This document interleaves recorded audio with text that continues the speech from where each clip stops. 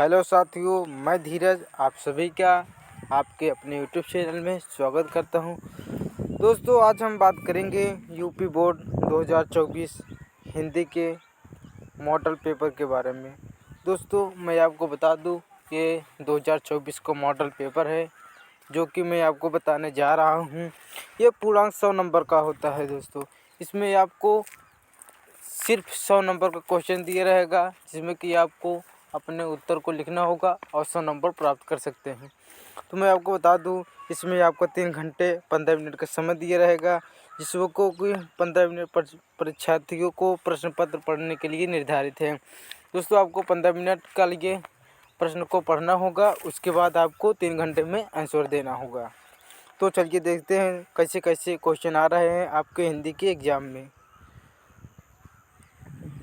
पहला दोस्तों देख लीजिए, पहला है कि साहित्यिक लोचन गद्य की विधा है।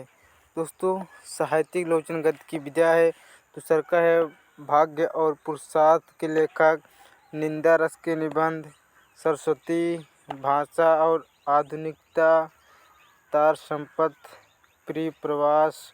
दोस्तों, ऐसे ऐसे करके आपको 5 क्वेश्चन जो है कि ऑब्जेक्टिव OMR पर होगा। दोस्तों, जो कि 5 क्वेश्चन इसमें है। इसके बाद खंड का में जो का के खंड का में इसमें 1 हो गया, और ये नंबर 2 क्वेश्चन इसमें भी आपको 5 दिया रहेगा, जिसमें कि आपको 4 1 2 3 4 5 नंबर का ये है, 5 नंबर का वो है।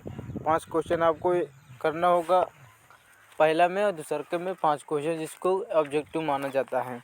तो चलिए दोस्तों, तीसरा का क्वेश्चन देखते हैं। मैं तीसरा का क्वेश्चन में क्या दिया गया है, दिए गए गद्यांश पर आधारित निम्नलिखित प्रश्नों के उत्तर दीजिए। ये 10 नंबर का क्वेश्चन है दोस्तों, 10 नंबर का, जिसमें कि आपको क्या करना होगा, ये जो गद्यांश है, ये देख लीजिए गद्यांश, ये गद्यांश, इसमें से आपको 5 क्वेश्चन दिए जाएंगे, जिसमें कि 2-2 नंबर का एक एक क्वेश्चन होगा, 2-2 नंबर का एक क्वेश्चन। जैसे कि ये देख लीजिए, गद्यांश के लेखक का शीर्षक का नाम लिखना है, उसके बाद आंसर इसमें दिया रहेगा उसको लिखना है, उसके बाद राष्ट्रविद्या कैसे संभव, इसी में आप पढ़ लेना, उसके बाद आपको आंसर इसी में मिल जाएगा। उसके बाद बात करेंगे तो जैसे कि जो गद्यांश होता है, पाठ का नाम लिखना होता है, उसके बाद लेखक का नाम लिखना होता है।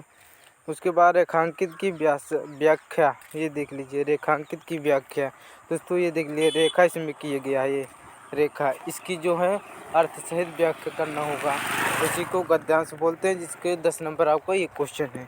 तो बात करते हैं चौथे क्वेश्चन की, दिए गए गद्यांश पर आधारित निम्नलिखित प्रश्नों के उत्तर दीजिए। निम्नलिखित पद्यांश, दोस्तों वो गद्यांश था, ये पद्यांश है, इसमें भी आपको 10 नंबर दिया जाएगा, जो कि उसमें जैसे 5 क्वेश्चन पूछा गया है, इसमें भी 5 क्वेश्चन पूछा जाएगा। तो ये देख लीजिए 5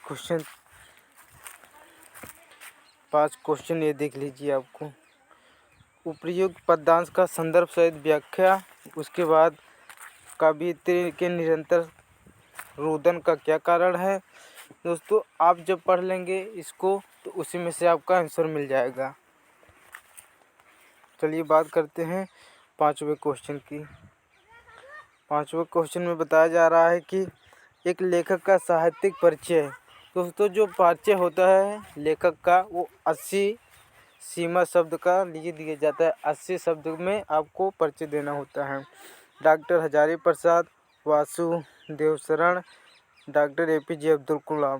दोस्तों, अगर ये आप लोग जीवन परिचय को याद कर लेते हैं तीनों में से, तो आपको ज़रूर एक जीवन परिचय आपको आपके एग्जाम में देखने को मिल सकता है, और ये 5 नंबर का क्वेश्चन है। और दूसरा का है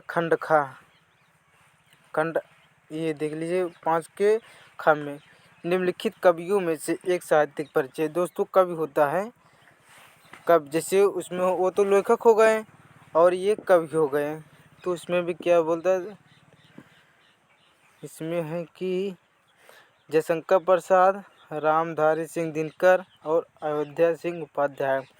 दोस्तों, अगर 6 आप लोग जीवन परिचय याद कर लेंगे तो दोनों में से ये भी जीवन परिचय याद हो जाएगा और ये भी आपको 10 नंबर जरूर, 5 नंबर ये 5 नंबर ये आपको मिल जाएगा। चलिए बात करते हैं 6 नंबर की। दोस्तों ये 6 नंबर क्वेश्चन, पंचलाइट अथवा ध्रुव यात्रा कहानी का सारांश लिखिए 80 शब्द का। दोस्तों इसमें जो होगा आपको जब आप खोलेंगे अपनी किताब में देखेंगे इसका पूरा सारांश लिखना होगा। उसके बाद 80 शब्द का रहेगा, उसमें 5 नंबर आपको दिए जाएगा। चलिए बात करते हैं सातवां है स्वपठित खंड काव्य के आधार पर किसी एक खंड के प्रश्न का उत्तर दीजिए। शब्द सीमा अधिकतम 80। दोस्तों ये भी 5 नंबर का क्वेश्चन है। इसमें कि 7 क्वेश्चन 6 क्वेश्चन दिए रहेगा, आपको उसका शब्द एक ही लिखना है, एक क्वेश्चन का आंसर देना है और आपको 5 नंबर मिलेंगे। तो चलिए बात करते हैं खंड खा की। खंड खा दोस्तों, खंड खा में आपको क्या बताया जा रहा है? खंड खा में बताया जा रहा है कि दिए गए संस्कृत गद्यांशों में से किसी एक का संदर्भ सहित हिंदी में अनुवाद कीजिए। दोस्तों ये संस्कृत में आपको दिया गया है और इसका जो आंसर है आपको लिखना है, यदि हिंदी में अनुवाद करना है। दोस्तों चाहे इसका कीजिए चाहे इसका, आपको इसका जो मिनिमम मार्क होगा वो भी आपको मिलेगा 7 नंबर। ये देख लीजिए आपको 7 नंबर दिया जाएगा और इसका हिंदी अनुवाद करना है। और इसका जो उसके बाद 9वां देखते हैं।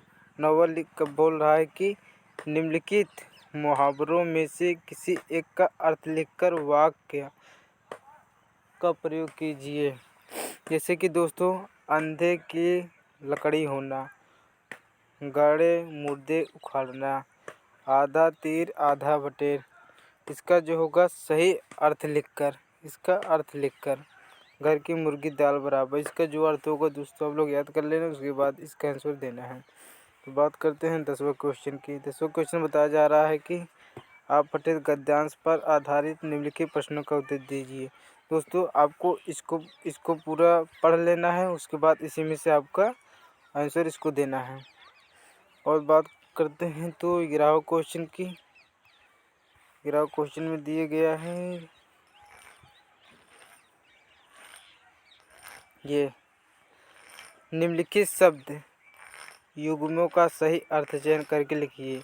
जैसे कप और प्लेट, उसके बाद धोखा और दरवाज़ा, किवाड़ और खिड़की, पर्व और किवाड़, पर्दा किवाड़। दोस्तों इसको सही शब्द करके लिखना है। अगर आपका इसका सलूशन चाहिए पीडीएफ में तो मैं आपको दे दूंगा अपने टेलीग्राम चैनल पे, जो कि कमेंट सेक्शन में मैं आपको टेलीग्राम लिंक दे दूंगा।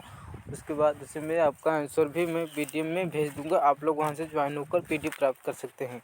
अभी तक हमारे चैनल को सब्सक्राइब नहीं किए तो हमारे चैनल को सब्सक्राइब कर दीजिए और बेल आइकन को दबाना ना भूलें और वीडियो को लाइक कर दीजिए, उसके बाद शेयर भी कर दीजिए। तो बात करते हैं क्वेश्चन नंबर 12 की। क्वेश्चन नंबर 12 में बताया जा रहा है कि हास्य अथवा बीस रस का अस्थायी भाव के साथ परिभाषा अथवा उदाहरण लिखिए। दोस्तों हास्य रस, बीस रस, करुण रस, अनुप्रास रस, ये सब आपको याद कर लेना है, जो कि 2-2 नंबर का आपको क्वेश्चन दिया जाएगा, 2 नंबर 2 नंबर 2 नंबर। उसके बाद बात करते हैं 13वां क्वेश्चन की। 13वां क्वेश्चन बताया जा रहा है कि किसी विद्यालय के प्रबंधक के नाम पर प्रवक्ता पद पर अपनी नियुक्ति हेतु एक आवेदन पत्र लिखिए। दोस्तों आपके विद्यालय के प्रबंधक के पद पर आपको नियुक्ति एक आवेदन पत्र लिखना है। उसके बाद बात करते हैं 14वां की। 14वां में बताया जा रहा है कि निम्नलिखित वाक्यों में से किसी एक पर अपनी भाषा शैली निबंध लिखिए। दोस्तों निबंध बहुत ही महत्वपूर्ण होने वाला है, क्योंकि ये 9 नंबर का क्वेश्चन रहेगा। जैसे कि आपको बताया जा रहा है कि वन में रहेंगे हम, स्वस्थ ही सारे सुखों का मूल है। ये सब आपको 5 निबंध दिए जाएंगे, 9 नंबर का रहेगा और इसको आपको करना होगा। चलिए मिलते हैं अगली क्लास में, तब तक के लिए धन्यवाद।